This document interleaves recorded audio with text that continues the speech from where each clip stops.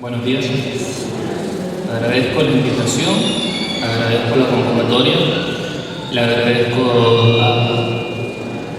a las autoridades presentes. Algunas las conozco, a la mayoría no. Es la primera vez que estoy acá. Esto hace conferencia. La continuación de lo que se ha venido pautando en cuanto a lo que tratamos de llamar la toma de conciencia en una problemática cotidiana, obedece a que esta problemática interfiere en todos los aspectos de la vida de un sujeto.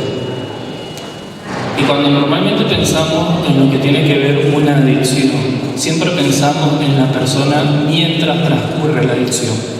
Siempre pensamos en una persona, como se dice vulgarmente, una persona que está dura o una persona que está bajo el efecto de un tipo de consumo.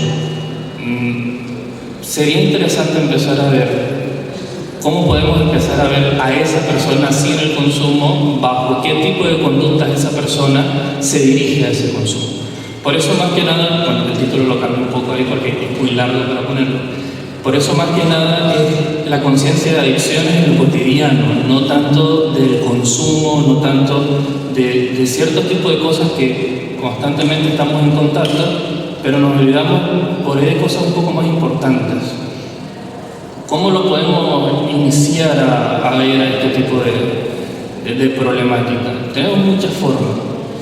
Tenemos muchos pensadores, tenemos gente muy intelectuales, tenemos muchas personas que lo abordan desde, por ejemplo, un ámbito social, en donde se dan los cambios culturales, en donde la persona interactúa con la sociedad, en donde la persona está expuesta a un montón de conductas que muchas veces no reconoce ni identifica.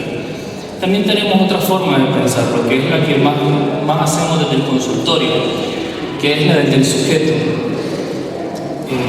Desde el sujeto, de cómo el sujeto se introduce, se mantiene y qué lo lleva a introducirse en ese ambiente. Sería bueno si pudiéramos pensar en las dos juntas, porque es imposible pensar al sujeto fuera de una sociedad y también es imposible pensar al sujeto como simplemente un individuo al que la sociedad modifica por completo. Nosotros somos seres que tenemos muchas dimensiones. Somos personas que estamos atravesados por muchas instituciones. Entonces, pensarlo de una forma indica culparla a la forma de lo que está pasando.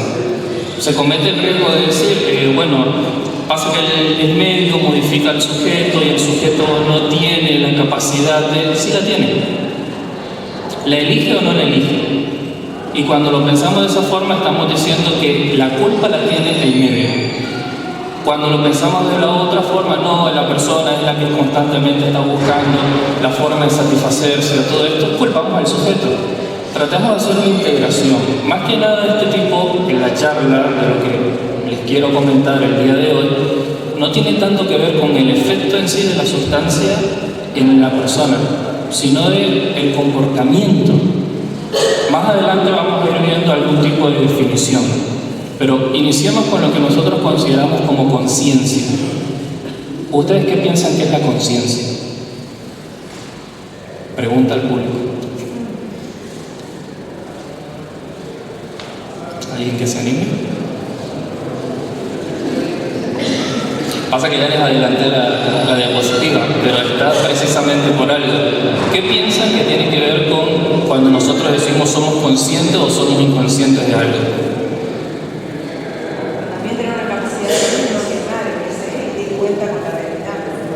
La primera definición. Los estoy ayudando así. ¿Vos me habías dicho? Sí. Normalmente cuando pensamos en la palabra conciencia estamos pensando en otras cosas, como en el periodo en el que la persona está despierto, o como la capacidad de la persona para darse cuenta de sus propios errores, pero resaltemos algo, reconocer y relacionarse. Estamos teniendo en cuenta las dos formas de pensamiento que antes dijimos, lo que tiene que ver con la sociedad y lo que tiene que ver con el sujeto. De la segunda, el sujeto tiene, y a mí me gusta esta parte. ¿Por qué? Porque la necesidad de que el sujeto se dé cuenta de cuáles son las facultades que tiene es lo que te lleva a tener una conciencia de cómo te comportas enfrente de la realidad. Palabras más, palabras menos. Si vos sabes que no aguantas una carrera de 10 kilómetros, no corras una de 20. Son tus capacidades, son tus formas de enfrentar la realidad. Y si vos no la conoces, ¿qué estás haciendo contra la realidad? O sea, ¿cómo estás enfrentando ese tipo de realidad? Y después viene otra, no adicción, adictivo. ¿Qué es algo adictivo?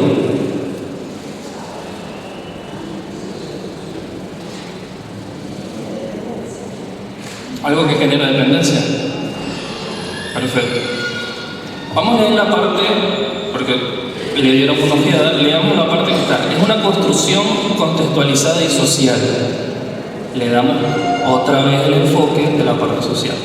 Cualquier actividad reforzante puede ser contemplada como potencialmente adictiva. Sí, sencillo, lógico, pero tiene un significado un poco más profundo. ¿Cuáles son las actividades reforzantes que nosotros continuamente hacemos? Conductas comunes, corrientes, conductas habituales que no le prestamos atención. ¿Por qué tomamos ese vaso de más? ¿Por qué vemos ese capítulo de más en la serie? ¿Por qué comemos esa porción extra de lo que me gusta comer? ¿Por qué lo hacemos? Porque genera placer. Y es la forma como nosotros nos relacionamos con el ambiente en cuanto si algo me da placer lo busco. Si no me da placer, me alejo. ¿Cuánto le gusta el brócoli? Veo muchas manos. ¿Por qué a uno les gusta y a otros no les gusta el brócoli? Y al que le gusta el brócoli, ¿por qué lo come? Y al que no le gusta, ¿por qué no lo come? Porque nos da placer o no. Sencillo. Inclusive, esto es una construcción social. Porque vamos a referirnos a un ejemplo, uno de varios ejemplos que existieron. En 1898 se creó un jarabe de heroína. ¿Sabían? Bueno, había un jarabe para la tos, para niños. Había otra presentación, otra publicidad, pero era bastante más fuerte.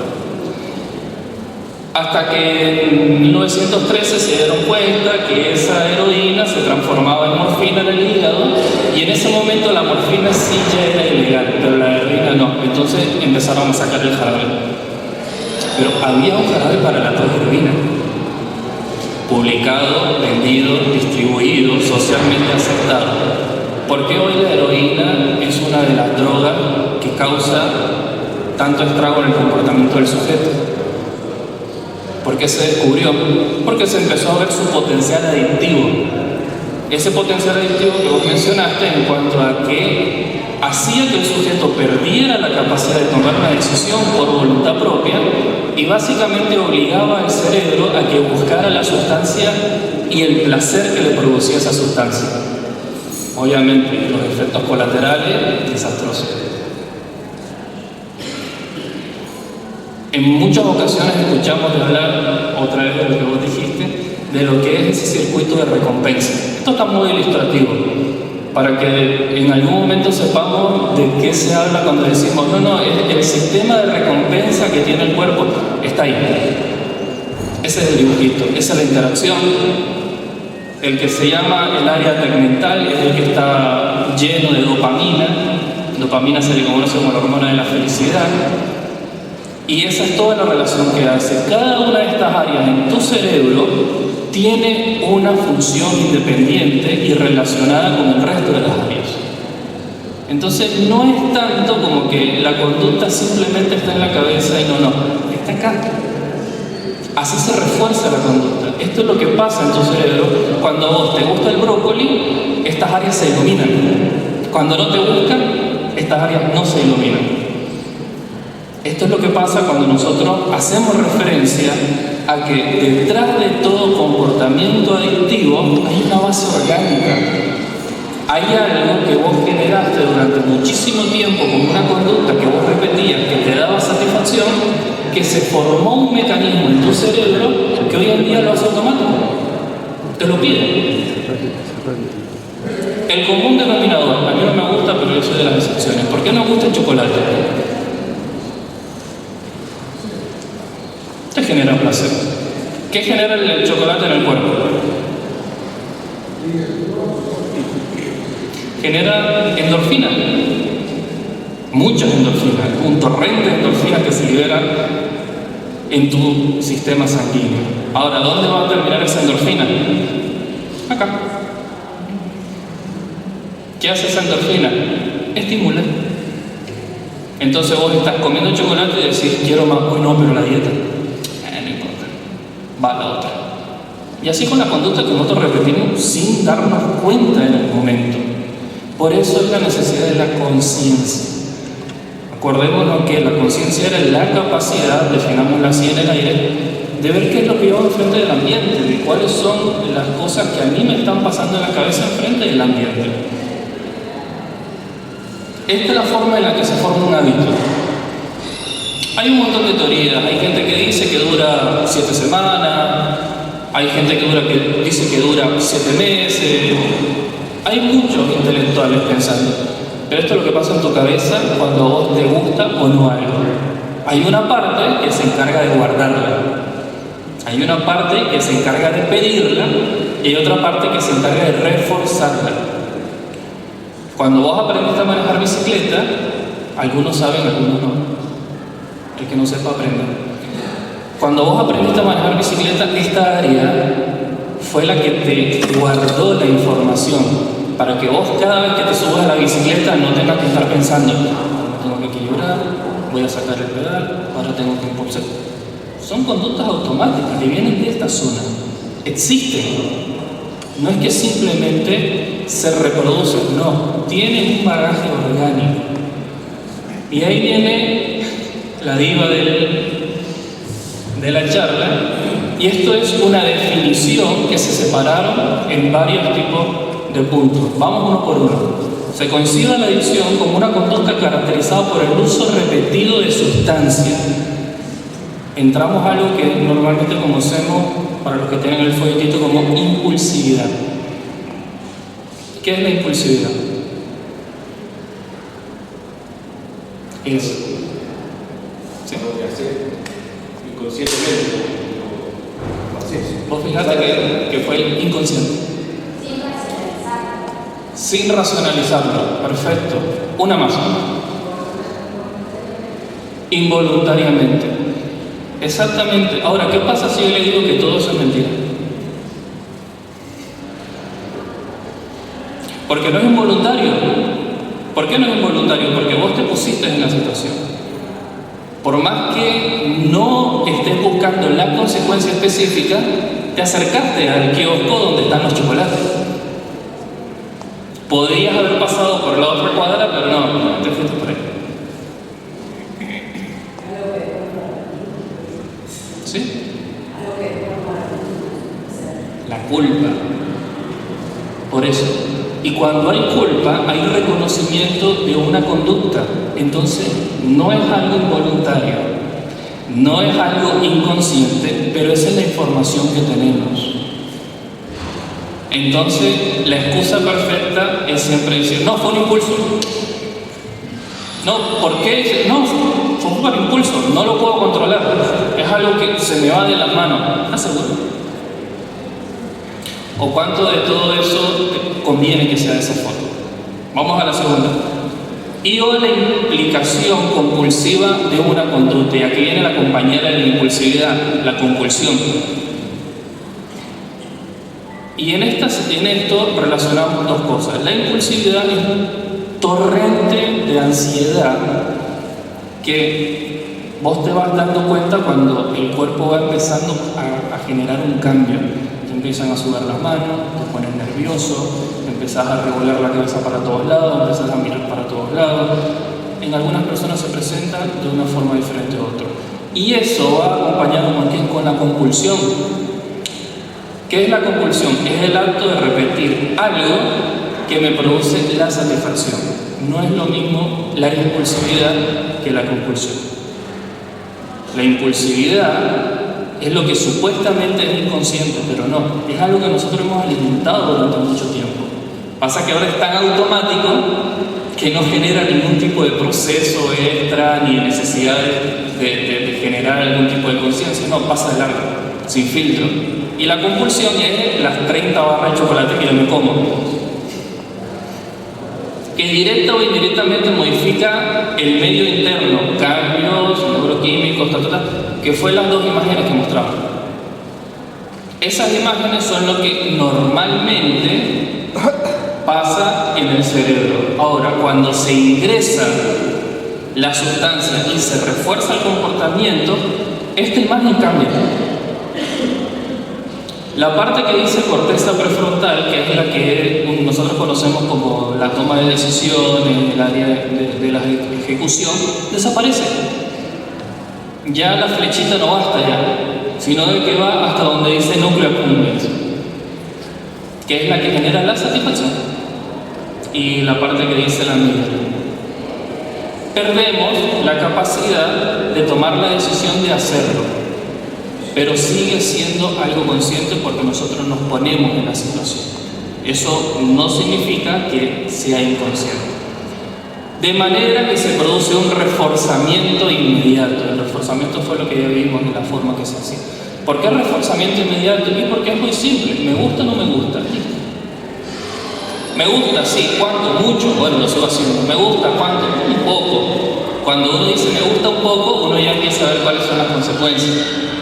No, me gusta el asado, pero si como todos los fines de semana, el bolsillo se me arruina, se me da el colesterol de las nubes. Ah, eso está bueno. ¿Y las otras? Las que te gustan mucho, ¿las conoces? ¿Sabes cuál es la repercusión? Pero cuyos efectos negativos a largo plazo son dañinos o provocan un deterioro significativo en el desenvolvimiento social. Efectos negativos a largo plazo. Y acá es donde entran las quimiodependencias, las drogas de uso psicotrópico. Psicotrópico es que afectan el sistema nervioso central, y las drogas de modelo, las sales, las pastillas, el éxtasis, todo este tipo de sustancias. ¿Por qué? Porque son sustancias que en cierta medida producen un efecto. A partir de ese efecto empiezan a producir desastre. Cuando vos vas al psiquiatra, el psiquiatra te dice, bueno, te tomas esta de tantos miligramos, tantas veces al día. ¿Por qué? Porque quiere lograr un tipo de reacción en tu comportamiento en base a esa sustancia, a esa cantidad y a la frecuencia. Cuando se accede al consumo de forma arbitraria, no hay una secuencia, no hay una capacidad de control, no hay una cantidad, y tampoco sabes qué cantidad eso que vos estás consumiendo tiene un efecto en tu cerebro. Hay varios videos, por ejemplo, si se interesan en algún momento, hay varios videos de cómo cuando la persona consume, ejemplo, cocaína, la sustancia va directamente al lóbulo frontal y lo quema. Lo quema.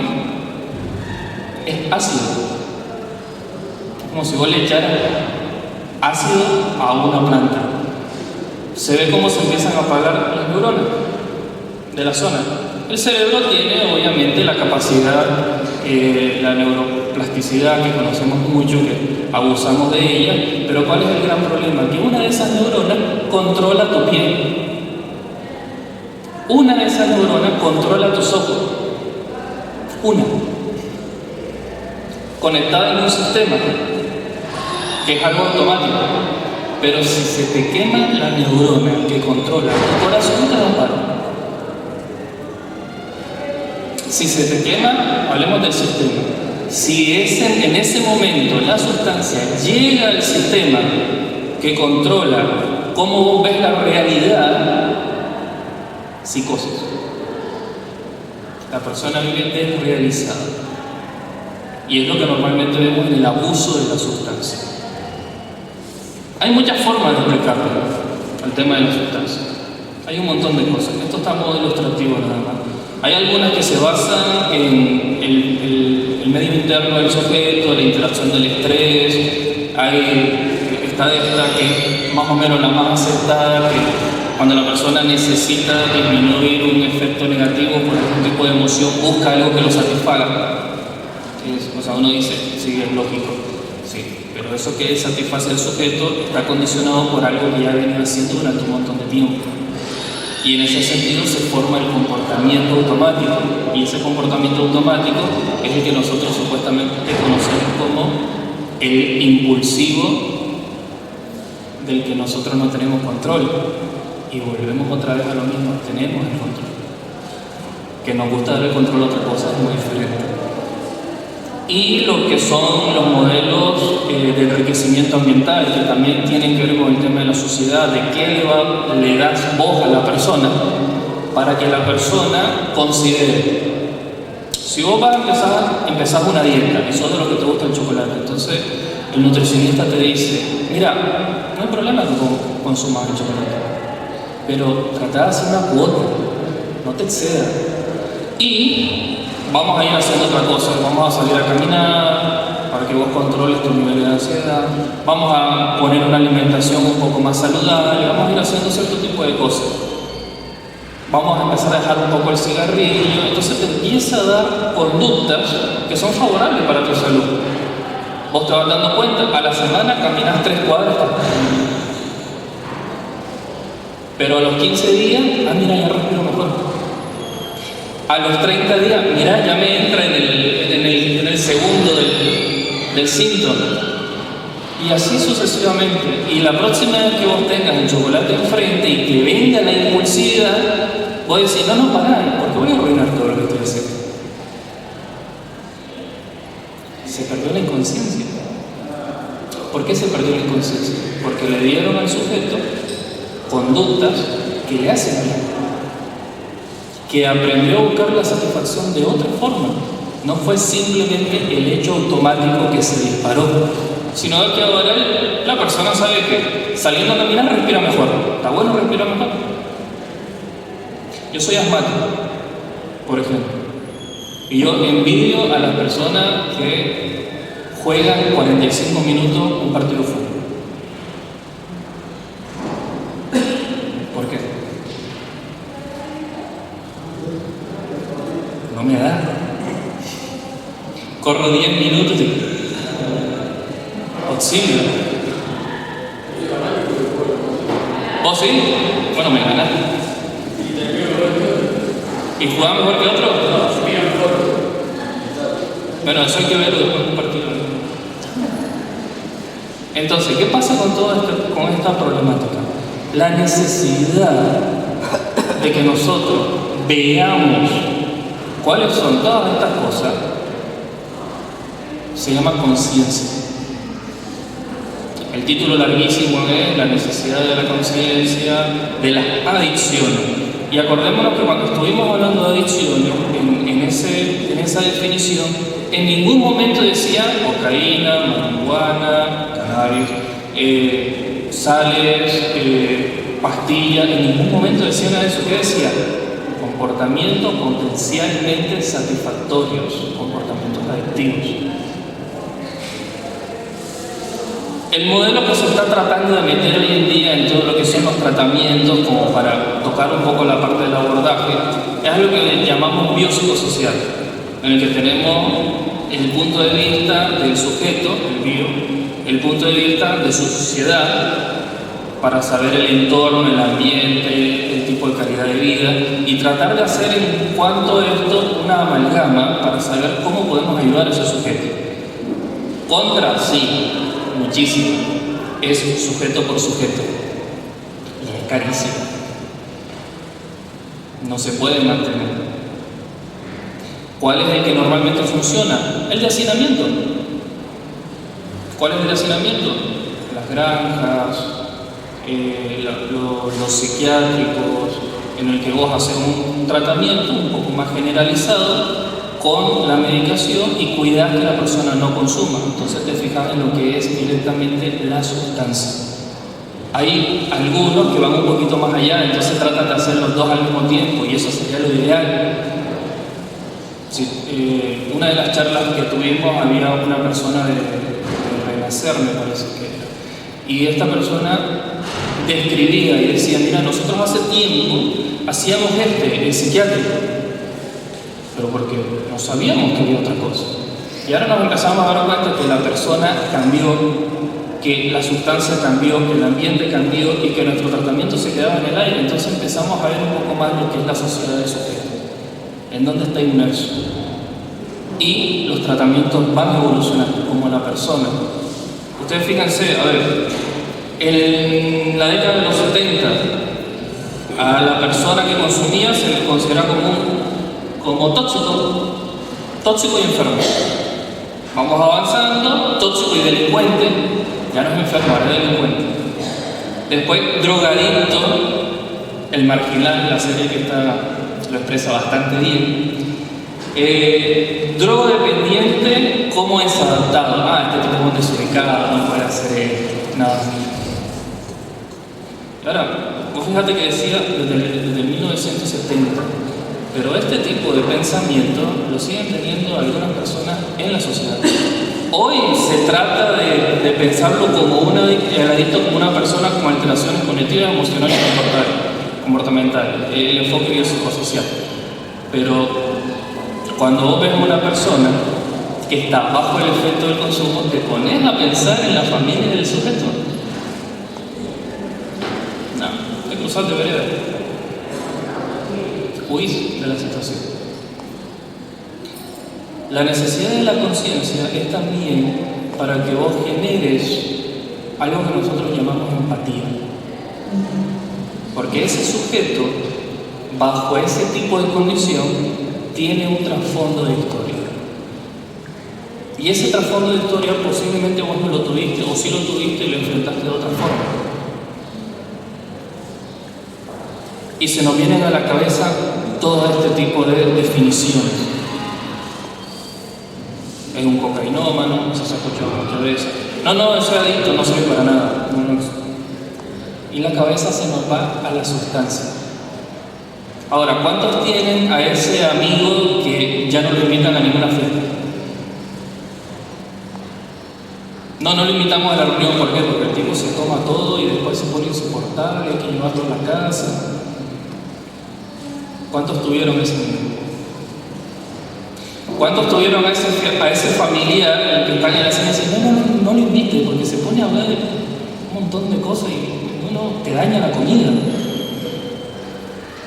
¿Cuál es la diferencia? La sustancia, sí. El efecto de la sustancia, sí. ¿Y el comportamiento? ¿No es el mismo?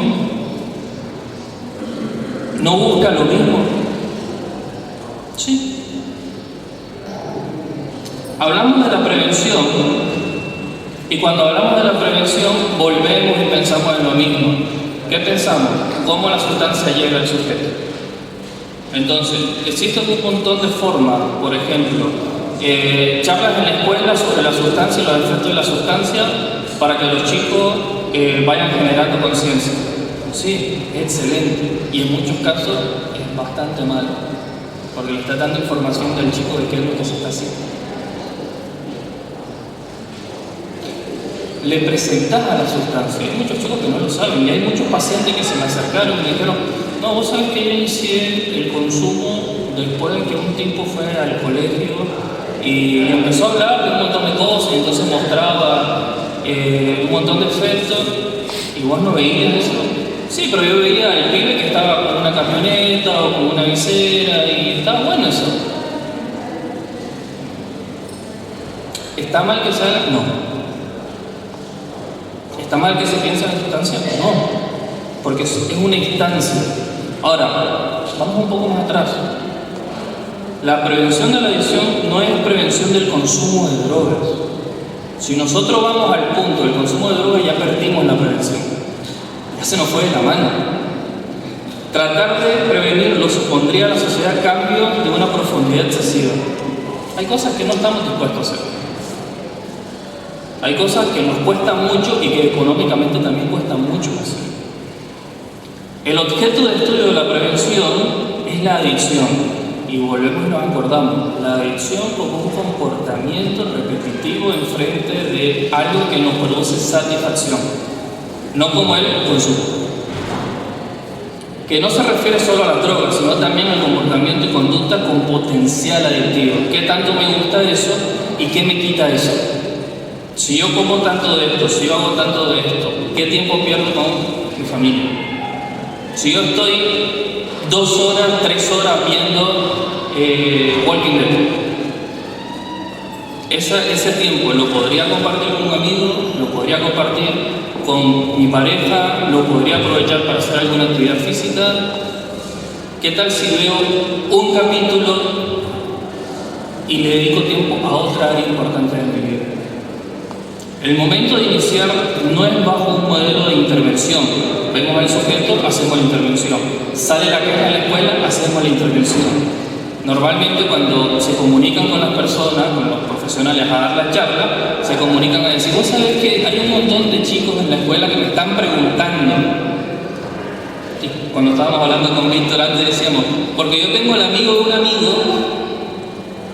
la vieja confiable, el amigo de un amigo. Ese amigo de un amigo es la persona que bajo un estado de vergüenza no puede comunicar una situación. Y eso es lo mismo que pasa en la escuela. Entonces, ¿cuándo intervenimos? ¿Cuándo hacemos la charla? Cuando el amigo de un amigo fue y hizo la pregunta. ¿Por qué no antes? ¿Por qué no decirle, mira, ¿viste todo el tiempo que vos ocupás en tu teléfono? Haz la prueba, deja el teléfono de lado. Decime qué escuchas, qué ves, qué haces, quién está al lado tuyo. En Paraná se están haciendo una serie de intervenciones, pero no desde el ámbito del consumo, sino de cuáles son las conductas y cómo se relaciona la persona hacia cierto objeto. ¿Cuál es el más famoso? El celular. Es impresionante cómo el teléfono absorbe tiempo. Y al absorber tiempo genera falta de conciencia en las cosas que nos está quitando. Y básicamente esa es una de las reglas que tiene la adicción. Para que sea clínicamente significativo, tiene que afectar en alguna de las esferas del sujeto, tiene que dañar algo. Y esta parte vamos a tratar de hacer un poco, no les voy a pedir que alcen la mano y digan a mí me está pasando, porque no lo van a hacer. Acuérdense del amigo de un amigo y vayan al amigo de un amigo. ¿Cuáles son las características que tiene algún tipo de sistema cuando está teniendo alguna problemática en cuanto a una adicción? Familia, desestructurados disfuncionales, no alcemos la mano. Estilos parentales extremistas, ¿cuáles son los estilos parentales? ¿Cómo vos educas a tu hijo? Es un estilo parental, son muy permisivos, le estás enseñando el valor de las cosas, no se lo estás enseñando, le estás dando cosas. Monoparentalidad. ¿Por qué monoparentalidad? Y esta es bastante cuestionada, de hecho yo la sacaría. ¿Pero por qué monoparentalidad? Porque cada uno en la casa tiene un rol. Y cuando ese rol no se enseña, se aprende por otro lado. De hecho, el gran problema de los adolescentes, la gran problemática en el periodo de la adolescencia es la identificación. Y cuando no la encuentran, la buscan por otro lugar. ¿Y dónde la encuentran? Con las personas que más se relacionan. A todos nos pasó. Todos vemos una película y cuando estamos viendo la película, vos te imaginas como alguna de las personas de la película. Si no, no te enganchás y la dejas. Curiosamente, la mayoría se engancha con o el héroe o la rescatada de la película. Por eso también se llaman personajes secundarios, nadie les presta atención. Problemática de comunicación. Problemática de comunicación no es falta de comunicación. Es cómo vos te comunicás, qué comunicás y en base a qué comunicás, qué es lo que vos querés transmitir. Y la falta de interacción emocional que tiene que ver con la problemática de comunicación. En el académico, universidad, escuela, bajo rendimiento, Vos ves que te llaman mucho a la escuela para decir, mira, tu hijo tuvo un problema con tal persona. Mira, tu hijo cuando está en clase no me escucha, no presta atención, está mirando para otro lado, está con el teléfono. Problemas de la autoridad. Cambio de centro educativo. Esto es más que nada el hecho de cuando se traslada mucho. Que hay trabajos que requieren que la persona vaya de un lado a otro, el chico no se termina de adaptar nunca. Y cuando una persona no se adapta, se comunica con quién. Lo que uno llama el desadaptado del grupo, los que nos sentábamos atrás. Conflicto entre padres y profesores, eso se ve mucho hoy en día.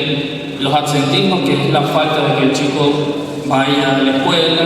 Estilo de educaciones extremistas, esto más que nada sucede en los colegios militares, los liceos. En los pares, dependencia del grupo, presión grupal, eso lo conocemos todos. Y los roles de consumo, ¿cuál es la persona que consume del grupo? Y si el chico o nosotros hacemos una relación con lo que le causa el consumo al sujeto. Son todas cosas que son para pensarlas, algo me puede estar llegando a pasar. En lo social y laboral, ambientes desfavorables, tenemos que darle prioridad a los ambientes.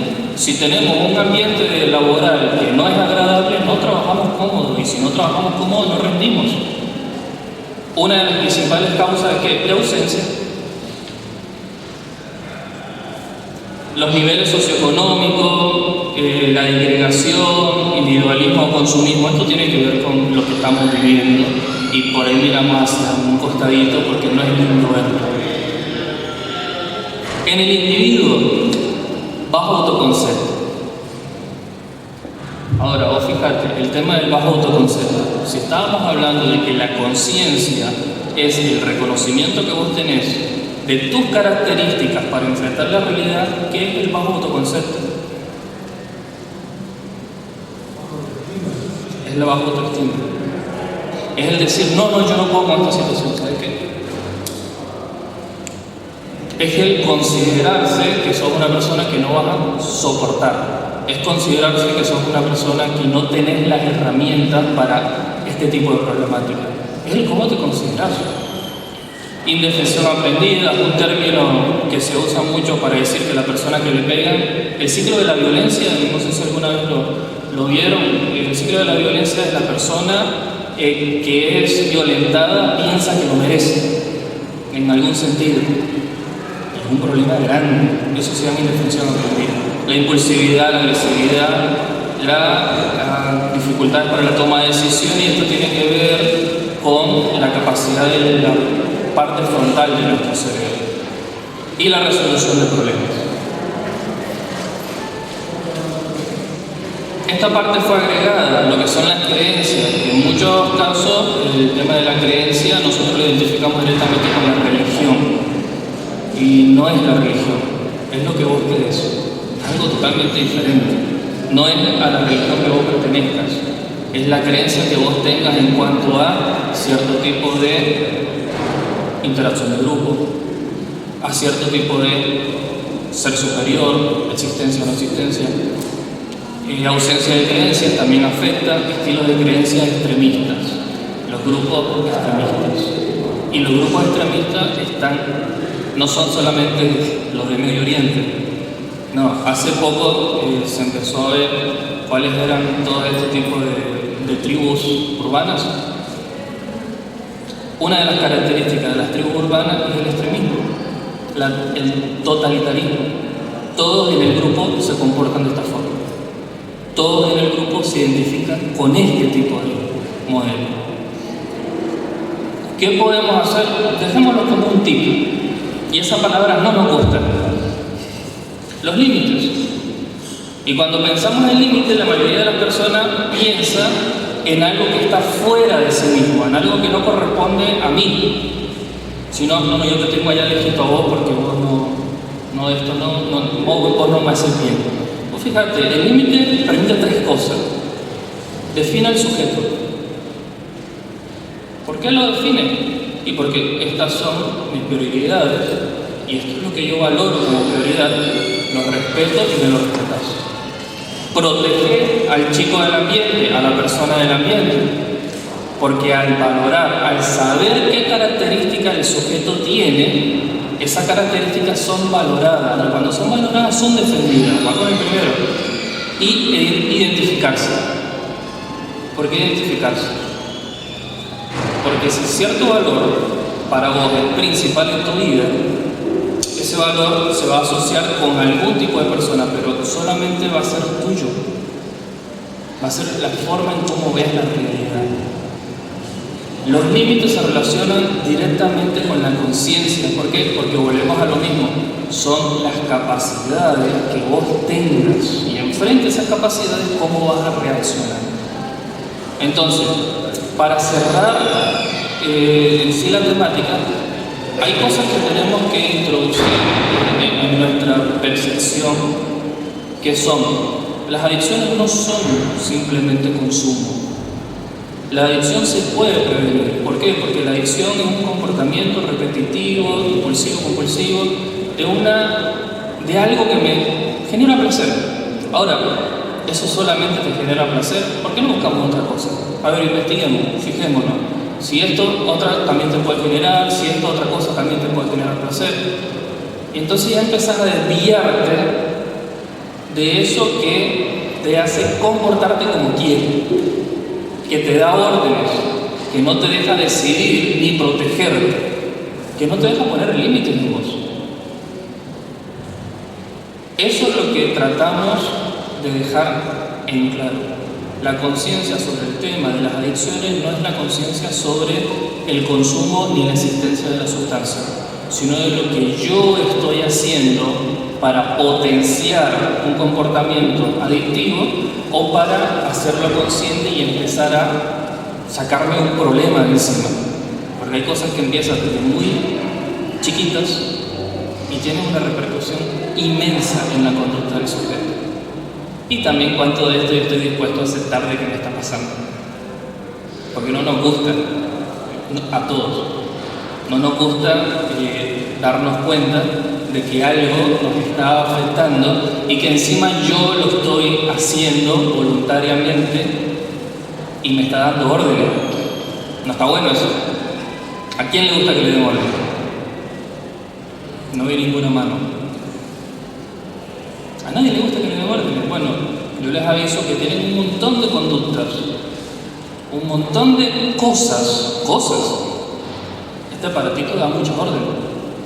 Tienen un montón de comportamientos.